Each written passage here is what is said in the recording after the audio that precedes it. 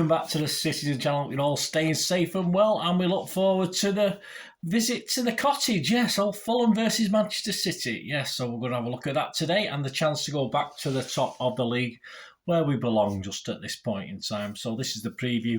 We're going to have a look at how Fulham are doing, how we're doing. Pep's supposed 11, a couple of little problems, haven't we, since we played the Arsenal game? Well, certainly one big problem, but we'll talk about that later. It's a 2 p.m. kickoff, of course, at Creighton Cottage on Sunday the 30th of April, and it's on Sky Sports main event, Sky Sports Premier League and Sky Ultra HD. So let's look forward to that. Please, if you are new to the channel, push that subscribe button, push the bell notifications. Great to have you on board. Everything City past, present as this one, and forever, of course. And if you are pushing buttons, you press that little like button, guys. I'm trying to get about 20 likes minimum if I can, so if you help me towards that target, I'll be very, very grateful.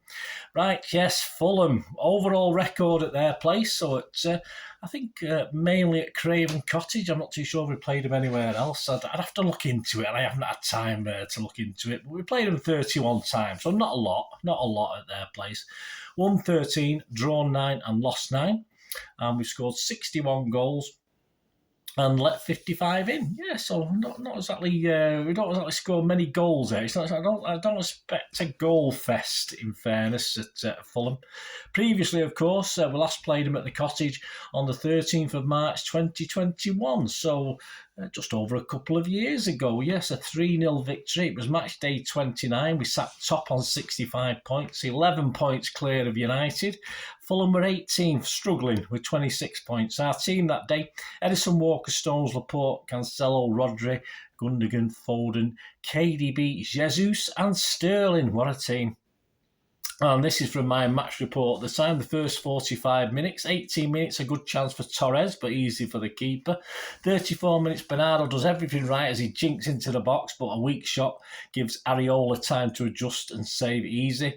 45 minutes, Aguero fires in, but comfortable for Areola. So obviously half-time, 0-0, and it got better, fortunately. My half-time comments were something has to change, or this has 0-0 written all over it. I can only describe this as dross. 7 tells it is, Bernard. 7 changes, creativity lacking. You can't tell one team is well clear at the top and one is in the bottom 3, as though Pep has picked a team to give Fulham a chance. Well, it got better. Yes, within 2 minutes it began to fall apart for Fulham. At last we see why they're in the bottom 3. 47 minutes, it's 1-0 to City. 76 seconds it took into the second half. After winning the free kick out on the left, Cancelo's in-swinging free kick was behind the Fulham defence. John Stones steered the ball in with the inside of his left foot. If he'd not got there, Ruben Diaz would have. It was a superb delivery by Cancelo, a clever bit of movement by Stones with his slight stutter in his run, and his finish was a superb example of technique. He's quite good at beating the offside trap, isn't he? We saw that recently against Arsenal. 53 minutes, Bernardo jinks and barges his way into the box. Back for Rodri, but straight at the keeper. Not like Rodri, that. 56 minutes, it was 2-0 and Fulham tried to overplay from the back. Cavallero ran towards his defence and played a panicky pass. Anderson stretched and his pass hit Cavallero. Jesus gathered the loose ball, rounded Areola and assertively fired in his 12th goal of the season. City made it 3-0 on the hour. Tosin tried to overplay in his own box with a back heel that went wrong. Torres robbed him, got his body across. Tosin's thigh knocked into him firmly and pulled him over. Sergio Aguero fired a powerful low penalty into the bottom left corner to register his 181st Premier League goal for Manchester City. In charge, well, we've got Mr. Simon Hooper in charge. He was last in charge of City 4, Liverpool 1 on April Fool's Day this year. He's ref City 7 times. We've won 5, drawn 2, so at least we're unbeaten. And he's shown 5 yellow cards to City players and 18 yellow cards to our opponents. His linos, Simon Long and Neil Davis. 4th official, Graham Scott. On VAR, we have Andy Madley. I don't know who's his assistant. Is Shan? Yeah, Shan's his assistant, I think. Shan Massey Ellis. Yes, so I think that's right. I'm not too sure because I've got something from an old game on here. So how are they doing? How are Fulham doing so far? Yeah, Andy Madley's last time VAR was Burnley home in the FA Cup of 6-0. And yes, I've just confirmed it is Shan Massey Ellis assisting on VAR. Our opponents doing so far? Well, Fulham sit a decent 10th, with 45 points. The last 3 home games, though, they beat Leeds 2-1. They've lost, though, to West Ham and Arsenal. If they can lose to Arsenal, surely we can do the job there. They had an outside chance of Europe, but a 1-0 defeat at ever-improving Villa, of course, were on a good run of their own, aren't they, on Wednesday night. Seems to have ended that dream. It appears it could be a good thing, it could be a bad thing. There's little to play for now with Europe out of sight. There's no danger of them getting relegated by the looks of it. So will they relax? We'll talk about Mr. Silver in a minute and play without fear, or will they be on the beach? We're not quite sure what we're going to get, but that's normal for Fulham this season. Further bad news, of course, was that Willian felt something in his hamstring in the warm-up on Wednesday night and didn't play, so we're unsure, or they are unsure, as to his availability going forward. Wilson also went off feeling a bit poorly, but of course, recovery-wise, he'll probably be okay for this one. And of course, Fulham are keen for Silva to re-sign and extend his contract, but things are stalled on that at the moment. Perhaps he's waiting for another move in London, who knows? But Fulham remain confident to stop clubs like Spurs sniffing about who one of the guys after him. The current top scorers in assists, he won't be there. Mr. Mitrovic, he's scored 12 goals, 3 assists. Pereira's next, 5 goals, 6 assists. And then Solomon with 5 goals. So they're not exactly banging them in at this season. Obviously, Mitrovic suspended is, of course, a big miss for them. And of course, the game on Wednesday, Silva, the manager, accused his players of lacking aggression in that game. I expect that not to be a problem against us. He's not going to sort of rollick them, and then they're going to do the same again, surely against us. So I'm sure Silva will have them toeing the line. As I said, they are a hard team to judge even week in, week out. Before this, the fact that they could be on the beach or they could be playing relaxed, carefree football and doing very well. They are hard to gauge, really. But for me, I don't think there's any doubt with the arrival of City and Silva trying to get a little feather in his cap. It'll ensure his boys will be up for this and do a good job. Momentum is the key, of course.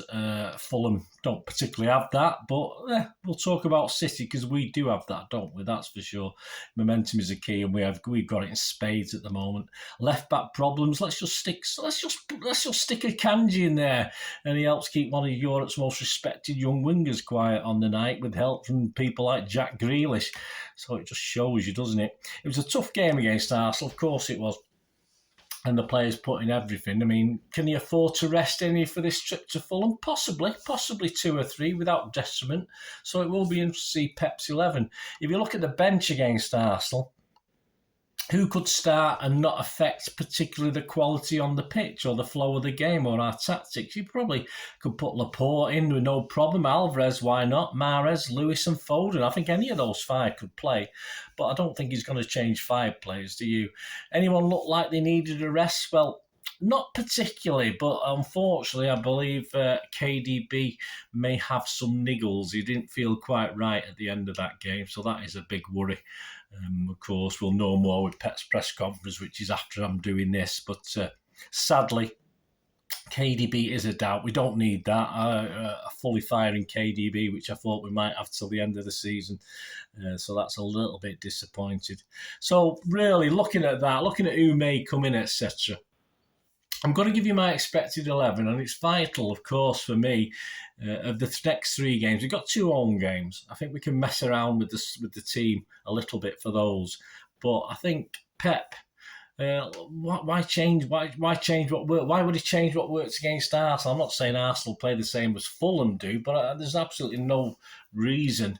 If everyone's fit, and as I said, we've got doubts over KDB, that we shouldn't play the team that beat Fulham. I'd love to know what you think, guys. Let me think on that. So this is my team for Fulham, which is basically the team against Arsenal. Ederson, Walker, Diaz, Stones, Akanji, Rodri, KDB, hopefully, Gundo, Bernardo, Haaland and Grealish. And if there's no KDB, simply put Foden in. If Foden is 100%, we've seen him a little bit part player at the moment, but hopefully he's 100% fit now. Put Foden in, or if no Foden, put Mahrez in. You've still got enough in midfield with the team there without KDB, with the Gundos and the Bernardos and John Stones moving into the middle as well. So why not? So that's my team. Let me know what you think, guys. Let me think of your 11. So just to go through it again, Edison, Walker, Diaz, Stones, Akanji, Rodri, KDB or Foden or Mahrez, Gundogan, Bernardo, Haaland and Grealish. So let me know what you think, guys. It'd be great to hear from you. And of course, predictions. Yes, predictions. Andy Morrison's, who does this prediction a few weeks ago for the City digital magazine, has predicted 2-0. I'm going to be brave. I'm going to go the same as last season. 2 seasons ago. I'm going to go for 3-0 for City. Hopefully not all second half goals. I'm hoping we'll be 1 or 2 up in the first half and finish it off in the second half and be able to sort of swap 2 or 3 of the players as well before the 2 home games, of course, against West Ham and then Leeds United. We've got to get we've got to get 9 out of 9, haven't we? The next 3 games, that's for sure, to keep the pressure on Arsenal. They've got a couple of tougher games, perhaps. Right, on to a quick look at the value on the odds, please. I don't condone gambling when the funds stop. These are all priced at the 27th of April 2023. You will get better. These are sort of average prices if you shop around and have a look around. To win the league, yes, I think we were 1-4 on last week, weren't we, before we played Arsenal. We've now gone to 1-12 on. There you go. The bookies aren't taking any chances. Arsenal are now 17-2 to win the Premier League. I think we'll have a better idea after another week and a half, I think. But I wouldn't disagree with those odds just at this point in time.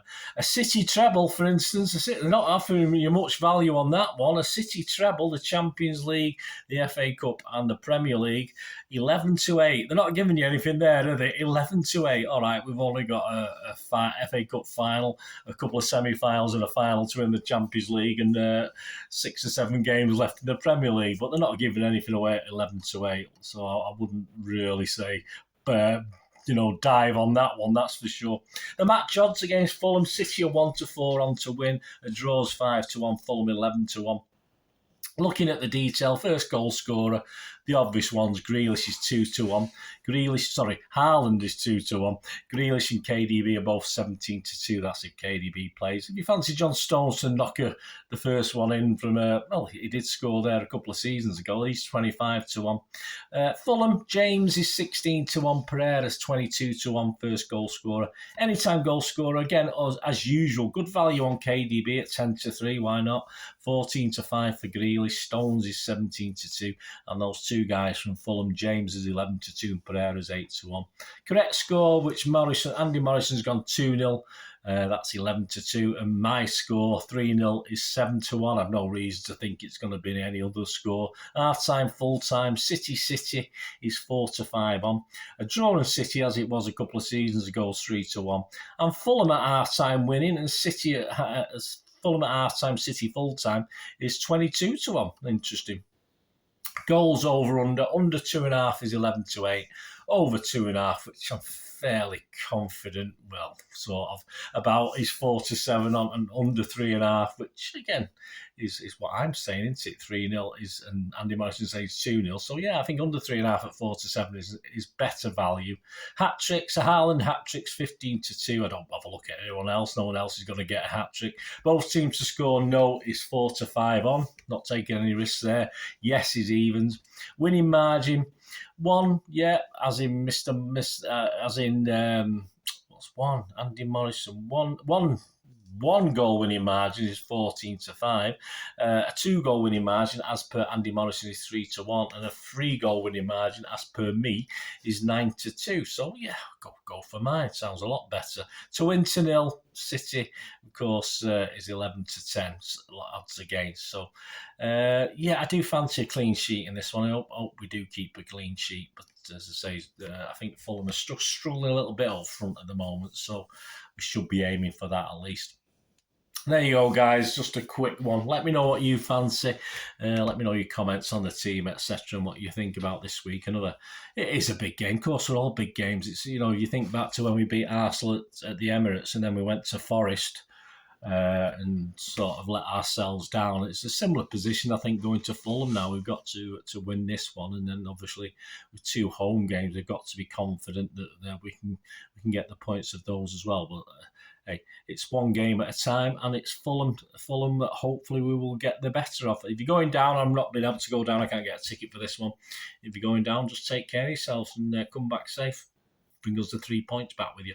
I'll be back, of course, with the ratings and talking points show. I think the ratings show will go out Sunday evening, and the talking points show will probably go out on the Monday morning, depending obviously if I'm quick enough on the Sunday night. I might get them both out, but I'll be in work on Monday anyway. Bank holiday, but some of us work, that's how it is. And of course, coming soon, obviously next week, I'll be looking forward to the West Ham game at the Etihad on the Wednesday evening, so I'll be doing a preview of that. And there'll be a couple of programme watches as well, of course. Thanks for watching, guys. Until we meet again, that's one thing, don't I? Please stay safe, Blues, and come on, City. Bye for now.